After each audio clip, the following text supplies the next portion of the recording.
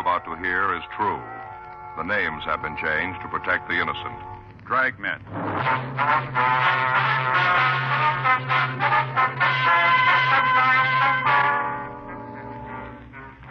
You're a detective sergeant. You're assigned to robbery detail. You get a call from the Georgia Street Hospital. A woman has been brought in to receive emergency treatment. She says she was kidnapped and robbed. Your job? Investigate.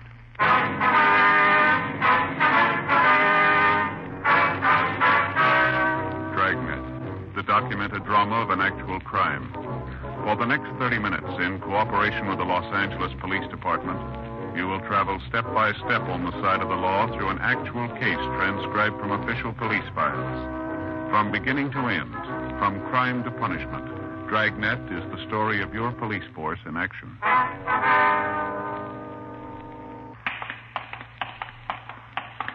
It was Wednesday, February 4th. It was cool in Los Angeles. We were working the night watch out of robbery detail. My partner's Frank Smith. The boss is Chief of Detectives Thad Brown. My name's Friday. We were on our way out from the office, and it was 8:32 when we got to Georgia Street Hospital, the treatment room. Dr. Hall? Oh, hi, Frank. Be right with you. Excuse me. Certainly, Doctor.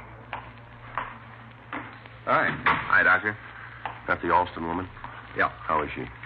Bruise about the face, not too serious. You can leave when you finish with her. Good. Can we go in now? Sure. Let me know when you're through with her. All right, thanks, Doc.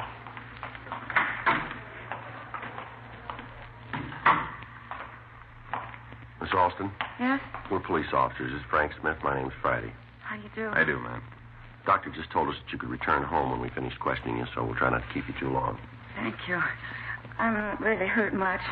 I was more frightened than anything else. Yes, ma'am. Would you like to tell us what happened now? I stopped at a signal at Washington Boulevard in Normandy, and suddenly the car door opened, and a man jumped in the car. I was scared, and I let out a yell. Mm-hmm. Which door did he open? Well, on the passenger side. He got right in the front seat beside me. All right. He had a knife in his hand. He said not to scream or he'd stab me. Put the knife right against my ribs, right here. Mm-hmm. Then he said to drive straight ahead. I did. We went a couple of blocks, I guess it was, and then he said to stop the car. When I pulled over the curb, another man got in the car, in the back seat. Mm-hmm. The one with the knife told me to get in the back seat. And when I did, he gave the knife to the other man. And then he started to drive. Mm-hmm. And the man in the back took my purse from the front seat and started going through it. I don't know why I did, but I grabbed for it.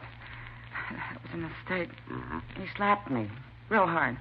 He said that was just a sample, that I'd get some more if I didn't just sit quiet. He took the money I had in my billfold, and he grabbed my arm. He twisted it so I had a watch on. And I hesitated when he told me to take it off, and then he hit me again. He took your watch, too, did he? Yeah, and my ring, too. Can you give us the serial number on the watch? Yes, I have it written down at home. We need a description of the ring, too. All right. Would you go on, please? Sure, I'd wind up as a picture and a headline in tomorrow's paper, one way or the other. How do you mean that? Well, he was driving like a maniac. He was breaking all kinds of laws. Yes, ma'am. Then I thought, well, maybe this might be a good thing, his driving like that, I mean, because a police car started chasing us. I could hear the siren, and I thought I saw the red lights flashing. Mm-hmm. I was hoping they'd catch us, but, well, somehow we got away from them. This man took so many chances and all. No wonder we didn't smash up sooner. You mean that you did have an accident later on? You don't know about that? No. Well, after he got away from the police car, this man kept driving real crazy and dangerous. Finally, we went down a dead-end street. He put on the brakes, but it was too late, and we smashed into a wall of some kind. Yeah. And they got out of the car, and they started running. I started screaming. Mm-hmm. Well, anyhow, some man came out of a building. I told him what had happened, and he called the police and the ambulance. Here I am. Still some shaky, but thankful it wasn't any worse. Can you give us a description of these two men? Well, not much, I'm afraid. That makes me feel pretty stupid, too. What do you mean, ma'am? Well, I'm always doing those observation tests in magazines. I could get real high ratings, and when I'm up against the real thing, I fail miserably. Can you give us a general idea of their age, their coloring, their height, the way they were dressed? I don't think they were too old. maybe around 20 or so. Mm-hmm. They had dark hair. I can't tell you how tall they were. The only time I saw them standing up was when they ran away from the car. I see. As I remember, the one that drove had on a sport coat, tan color. And the one in the back had on a brown suede jacket. You know, the kind with the knit cuffs and the collar and the waist. That's about all I can remember. I'm sorry. That's all right, Miss Alston. We appreciate the fact you're under a pretty bad strain. I really thought they'd kill me. Yes, ma'am. You remember if they were clean shaven? You mean that they have mustaches? That's right. No, they didn't. Well, you remember if either of them had any scars or marks on their faces, anything distinguishing that might help us identify them later? Well, if they did, I didn't see any, but... Well, there was one thing. I don't know if it means anything. Yeah. The one that was driving had a bandage on his thumb. I could see that because he held the steering wheel up near the top. On which hand? The right one. It was all wrapped up, you know, all around, not just an adhesive kind. Mm-hmm. I'm sorry I can't give you more information. That didn't make me happier than for you to catch them. Especially the one that kept hitting me, the one in the back seat. Yes, ma'am, we understand. I think he enjoyed it. He'd grin when he did it. After I made the mistake of grabbing for my purse. I tried not to give him a reason to hit me again. It didn't help. He just hit me when he felt like it. No reason at all. Really wouldn't have made any difference what you did, ma'am. How do you mean, Mr. Friday? Men like that, Yeah? they don't need a reason.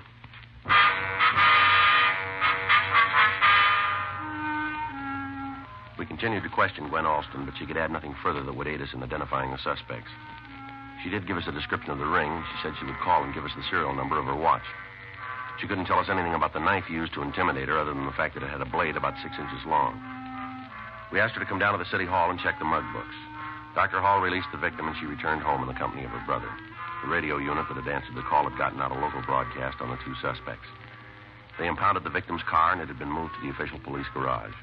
9:37 p.m. Frank and I drove over to Wall Street. The crew from Leighton Prince had just finished going over the car. Hi, Joe, Frank. Hi, Harlan. How are you? You fellas draw this one? Yeah. You going to give us some help this time? Yeah, just finishing. It doesn't look too good. Yeah? Got a couple of partials, nothing real clean. Well, with what we got from the victim, it looks like we got our work cut out for us on this. What do you mean, Joe? Well, all she could give us in the way of a description would fit any number of guys. I see. Well, we got something out of the back seat that might be of some use to you. What's that, Harlan? I got it right here in an envelope. There you are, Joe. What's this? Well, that aluminum container has some corneal lenses in it. What do you mean? Eyeglasses. You know, the kind that fit right in the eye. Oh. Where'd you find them? In the back seat, right on top of the cushion. Well, it might be something. We'll have to check with the Alston woman, see if they belong to her or anybody in her family. Yeah. What is this case, Joe? Kidnapping robbery. How many suspects? 2. One woman in the car? Yeah. Hurt her at all? Yeah, beat her up a little. Huh. Real He-Man, huh? I sure wish I had more for you fellas to go on. Yeah, Harlan, we don't have much, but at least we know something. What's that, Joe? When we reach these two, Yeah. they won't give us any fight. We went back to the office and called Gwen Alston. She told us the corneal lenses found in her car did not belong to her or to any member of her immediate family. She also gave us the serial number on her watch. We took the container over to the crime lab. Ray Pinker said because of the facets on the lenses, he thought it was a type made by the Stimson Company. The next morning, we drove out to their shop. We talked to George Dudley. We showed him the lenses. Yes, that's our lens. You can tell quite easily when you hold it up to the light. You see those little facets? Mm-hmm. Where is it? Oh, yeah. Could you tell us who these were made for, Dudley? Well, I can give you the name of the optician. Appreciate it if you could. I'll have to check our files, but it shouldn't take too long. All right, sir. Ordinarily, we'd have to check lens power, diameter, and radius curvature. Yes, sir. But this is special type lens. That so? It's used to correct a condition of the eye known as keratoconus. What's that, sir? The conical cornea. Oh. We don't make too many of them. Excuse me, I'll get the name of the optician for you. All right, fine. Pretty good deal, huh? Yeah. I know a fellow who wears them. Says he used to hate to get a haircut, but not anymore. All right. Yeah, with these glasses on his eyes, now he can get his hair cut and still read the magazines. Oh, I found it for you. that's good. These were made for John L. Roberts. Just a minute, sir. I'd like to write that down. Okay, go ahead, please. John L. Roberts, Mm-hmm. 439 Camden Drive, Beverly Hills. Thank you, sir. Got it? Yes, sir. This is the optician that sent in the prescription, huh? That's right. All right, fine. Thanks for your cooperation, Dudley. Not at all. I always get a kick out of helping you fellas. Yes, sir. A lot of steps to solve a crime, aren't there? Quite a few, yeah. Sure hope I've given you a little something. You have? A lot of steps. Yes, sir. You helped us make the first one.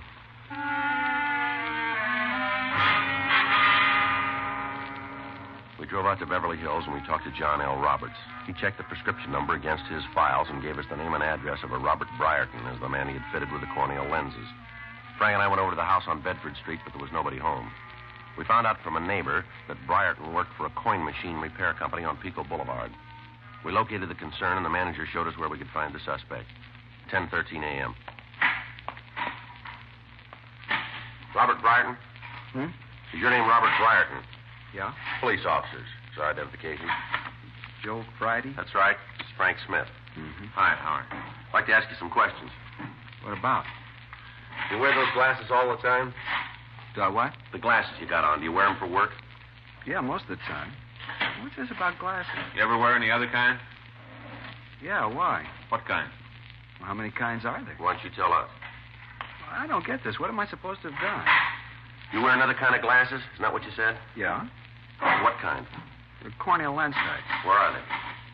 I don't know. Home, I guess. You're not sure, huh?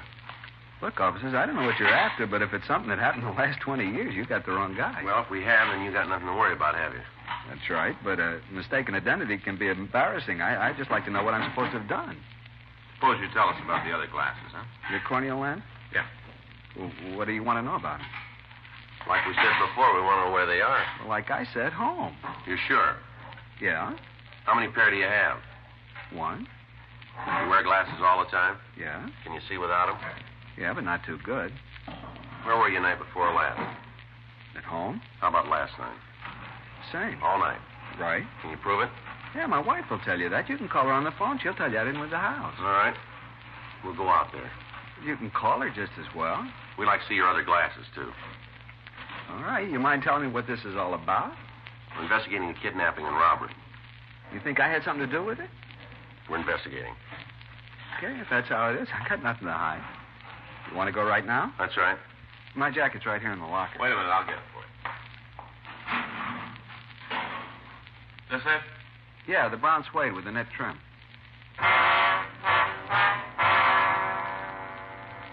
We took Robert Brierton with us, and we drove out to his home. On the way, he continued to deny any knowledge of the crime. Because the victim, Gwen Alston, had been unable to furnish us with much of a description of the suspects, it was difficult to determine whether or not Brierton was one of the men. He had dark hair. He was in his early 20s. The suede jacket he wore checked out. 11:07 a.m. Anna? Anna? Guess you didn't hear. It's all right. We'll wait for her. Now, I've been trying to make up my mind whether I should be mad or not.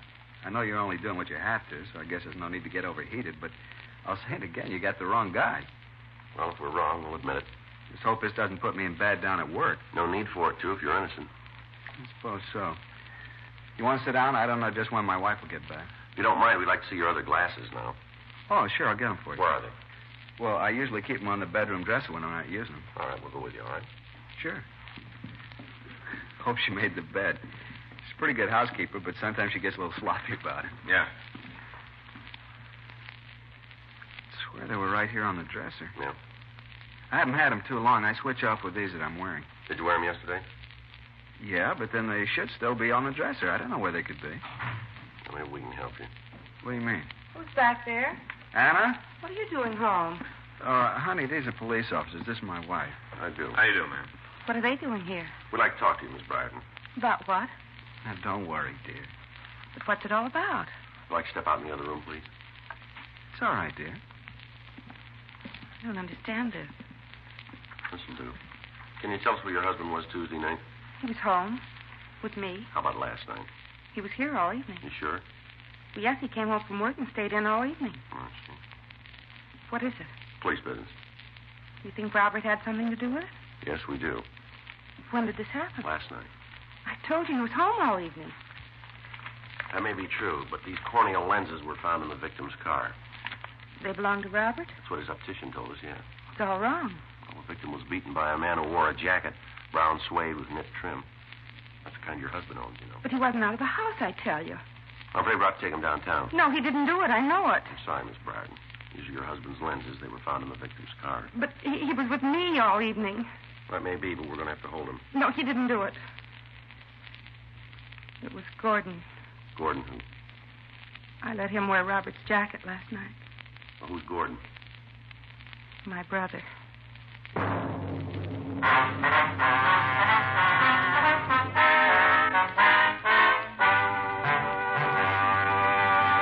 You are listening to Dragnet, the authentic story of your police force in action.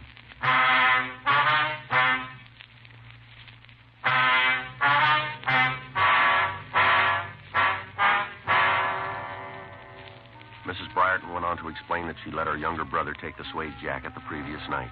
She also told us that the boy was living with them while he attended school. After questioning her further, we learned that Gordon Heddig had been in trouble with the police before. We called the office and asked Jack Crowley to check the name and description through R&I. We also asked that if he came up with a record, he'd have Harlan Stahl compare Heddig's fingerprints with the partials found in the victim's car. Frank and I got the address of the school that the boy was attending, and we drove over to see him. We waited in a small office while the school authorities located him. Well, Miss Alston was right about what she told us. What do you mean? Well, she said she couldn't give us a very accurate description. Yeah. She said the ages might be around 20 or so. Mm-hmm. Not many high school students look 20, not even seniors. Yeah, that's true, but according to what the Briartons told us, this could be the boy. Yeah, that's right. Come in. Come on in, son. Close the door. You Gordon Heddig? Yeah. Police officers, Heddig. What do you want me to do? Stand at attention? I told you once to come on in. Now, come on over here. Sure, but remember where you are. These ain't soundproof walls. I don't play tough with us, son. Sit down there. You see, orders always tell you guys what to do. Sit down, stand up. You're all the same. Never get off a guy's All right, back. now, just keep still. I'm sitting in school trying to learn something. You got to come around and jerk me out of class. Why don't you wait until General Assembly with the whole school in on it? You don't care what you do to a guy's reputation. That's what you think, is it? Yeah. Now, listen, son, we never heard of you before today, but we're finding out fast. The way we got it, you've gone way out of your way to make your own record, and you didn't do it in the classroom. We've got a good reason to be here. If you're innocent, you won't have to worry about what anyone in this school thinks. You don't sell me, mister. We don't have to, son. If you're clean, it's like we never met you. But I'm going to put it right on the line for you. The way this thing shapes up right now, we think you already bought yourself another hunk of trouble. Figures. I'm made before I go in. That's where you're wrong, kid. Nobody's going to tag you with a bum beef. You give us the right answers, and like my partner said, we never met you. All right. What do you want from me? You can start by telling us what you did last night. I went to a show. Where? Downtown. What time? Oh, around 7, I guess. Who was with you? Nobody. I went by myself. What was the name of the theater? The Dorn. What'd you see? What pictures? Yeah. I don't remember right off. One was a Western. That was about spies. You're all by yourself. I said so, didn't I? What time did you get out of the show? Around 10, I guess. What'd you do then? Went home. What kind of clothes did you have on last night? What do you mean? What were you wearing? Oh, jacket, sports shirt, usual stuff. What kind of jacket? Suede. Belong to you? No, my brother-in-law. Mm-hmm. How'd you get out to Washington and Normandy? To where? Washington and Normandy. I told you I was downtown. Say, what is this? You tell us. You were in that car, weren't you? What car? The one you beat the woman in. Oh, you're crazy. Who was with you? I told you I was alone. What more do you want? The name of the person that was with you. I don't know what you're trying to tag me with, but you're not going to make it this time. I told you I was at a show by myself. How do you think you can prove I wasn't? We found the lenses you lost from the jacket pocket. Boy, this gets wilder all the time. I was sitting in the show last night, that's it. In other words, you don't want to tell us about it, is that it? About the show. All right, Heddick, you play it your way. It's going to take us a little longer, that's all. Same old story. Don't make any difference what I say. You know I got a record, so I'm guilty. Don't make any difference. Either way, I'm the pigeon. No, you're wrong. Not with us, Heddick. Oh, come on. I just didn't fall off the Christmas tree. There's only one way we want you. Yeah? If you're wrong.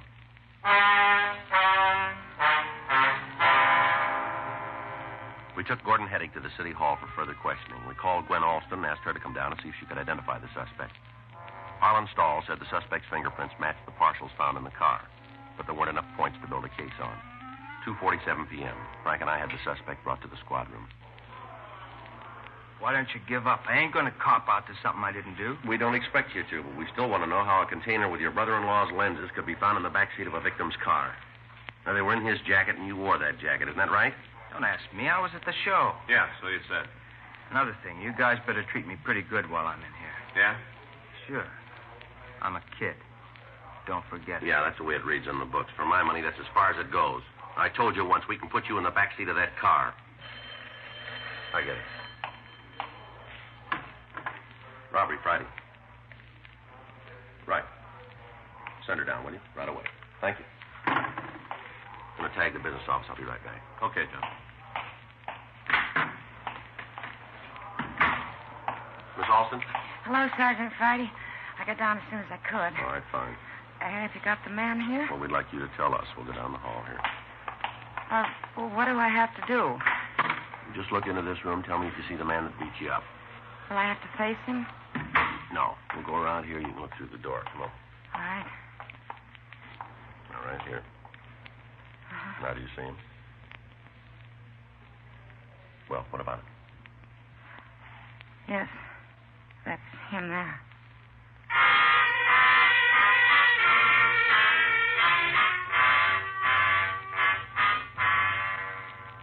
We confronted Gordon Heddick with the fact that he'd been positively identified by the person he had beaten and robbed.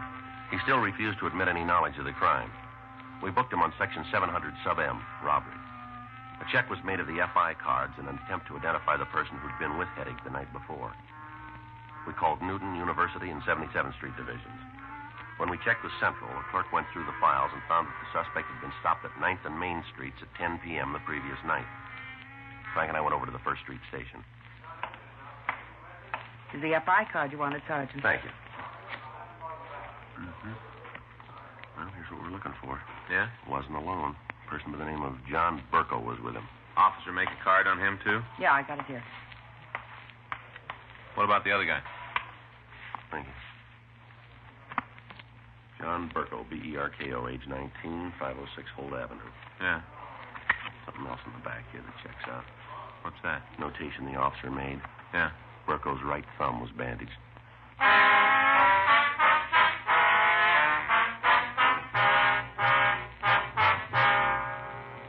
We went back to the office and ran the name John Burko through R&I. We found a package for him that showed several arrests as a juvenile and one as an adult for suspicion of ADW. Gwen Alston was shown his mug shot, and she identified him as the other suspect. We drove out to his address on Holt Street. It was a boarding house. The owner admitted us to his room. We waited. 4 hours went by. 8:19 p.m.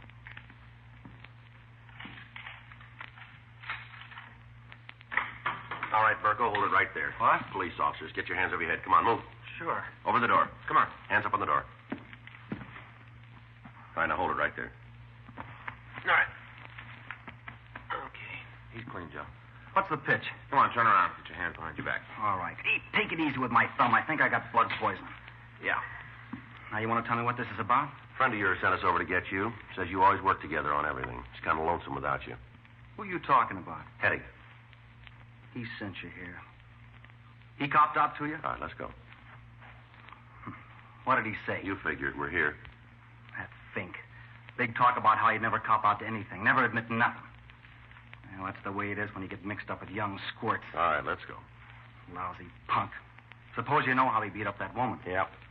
Should have heard him afterwards, laughing about how he hit her. Should have figured he'd cop out if he got nailed. No guts. Got to beat up on women. No guts at all. Well, that's real funny, isn't it? What's that? We just talked to him. Yeah? He said the same things about you. The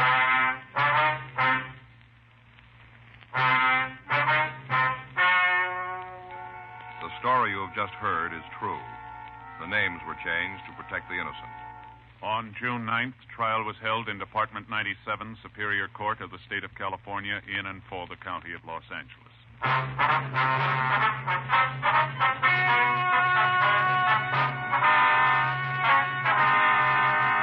A petition was filed on Gordon Heddick, alleging one count of robbery and kidnapping. He was declared unfit as a juvenile and ordered to be tried in Superior Court. Gordon Jerome Heddick and John Carlton Burko were tried and convicted of robbery in the first degree, one count, and kidnapping for the purpose of robbery. Robbery in the first degree is punishable by imprisonment for a period of not less than 5 years. Kidnapping for the purpose of robbery with bodily harm is punishable by imprisonment in the state penitentiary for life without possibility of parole. Dragnet. The story of your police force in action is a presentation of the United States Armed Forces Radio Service.